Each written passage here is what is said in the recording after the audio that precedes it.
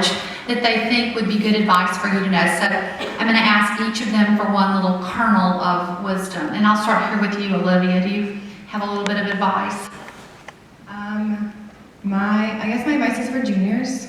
I would take AP English, because then you can just skip the English 101 and 102 and just be finished with that. So. That's a lot of people taking AP English, Olivia. There's hundreds of them.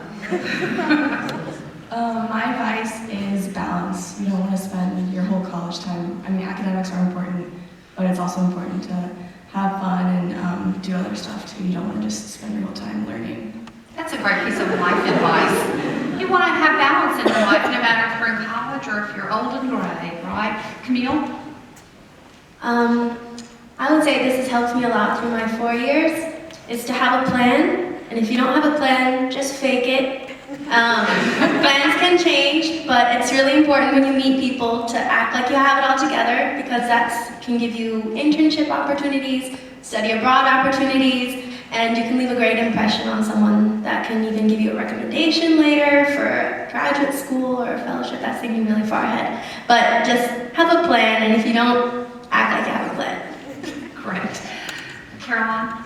My advice is to take as many APs as possible, and when you do take the AP, get a 5 on the exam. I know it's hard at the end of the year, but really push and get that 5, because if not, then you end up in a class that you've already taken, and it's, like, in my opinion, like a waste of time. Like, I'd rather take something else that I don't know about, and then that way it's easier to double major and have a minor, because you're not taking requirements. So get out of those requirements. Okay, Amanda?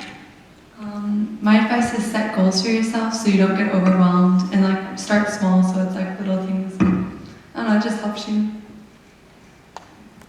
I guess my only advice would be stress is not, like, don't get stressed out, because life, yeah, I kind of agree with, I don't know who said that, but like, just have fun and don't constantly be worrying about work, because like, if that's all you worry about, then life's just going to pass you by really quickly, and then you'll be sad. Manage your stress. That's excellent advice for everyone. Jillian? So kind of going off that advice,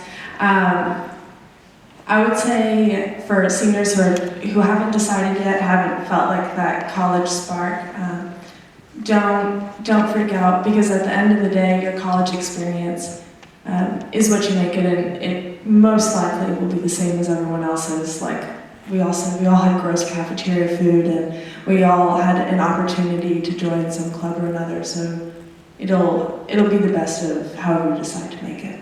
Great advice. Kate? Yeah, sort of related to what Jillian was saying. I think it's really important to pick a school because it's where you think you're going to be happiest. And it doesn't really matter if you go to the most prestigious big name school if you're not happy there.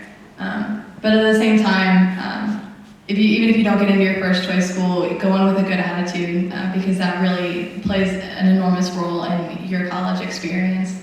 Be really invested there, and be intentional about making your experience, your first semester away from home, which can be really hard, the best that you can, because it will pay off and you will be happy. I guess my advice, I would say in that first semester of college, don't get too caught up in the sort of the freedom of it. I've seen a lot of really smart kids in college fail out because they partied too much or didn't go to class or things like that. And you don't want that to happen to you. I mean, yeah, you have a lot of freedom and it's really fun, but you gotta remember the number one reason you're in college is to get good grades and to hopefully, get a degree and get a job after. So don't get caught up in the social life and forget about the academic life. I'd say the most important thing, advice I give, like when you go to college, is networking. And you don't really think about it, and it sounds really simple, but I mean, for some of you since kindergarten, you've been around the same 80 people your entire life, and especially for me, going to a big state school where there's 50,000 undergraduates.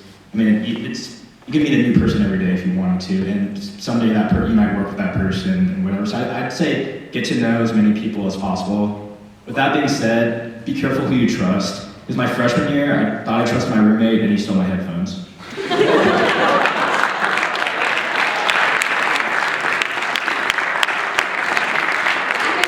I ended with you intentionally. As Kate said, do things with intention.